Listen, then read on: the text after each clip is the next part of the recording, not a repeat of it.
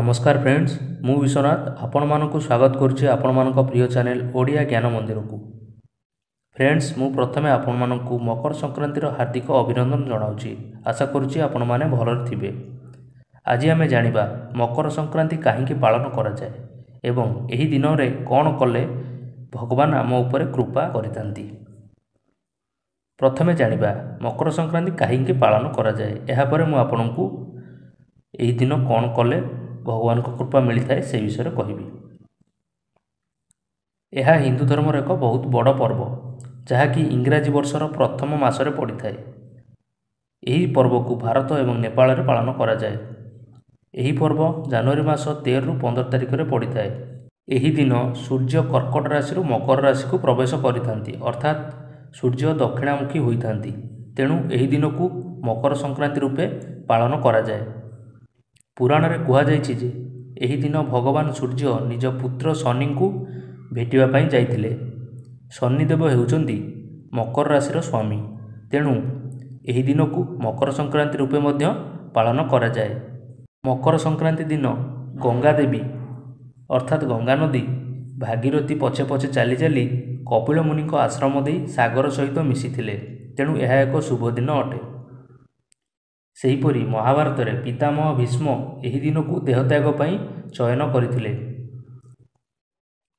एही तो जानिले मकर संक्रांति काहींकि पालन करा जाए। एबे जानिबा एही दिन कोन करिबा द्वारा आम उपरे भगवान कृपा करिथांती। एही दिन आपण सकाळु स्नान करि सारिबा परे प्रथमे सूर्यदेव को नमस्कार करिबा उचित एवं एहा परे आपण मंदिर जाई दर्शन कले आपण को भगवान को कृपा मिली थाए। एही दिन आपण एही केते गुडे जिनिस काहाकू दान रे देबे नाही। सेगुडी कहला प्रथमे झाड़ू, नुआ हेउ बा पुराना झाड़ू आपण काहाकू देबे नाही। द्वितीय रे जदि आपण काहाकू कपड़ा देबाकू चाहुचंती तो पुराना कपड़ा काहाकू दियंतु नाही।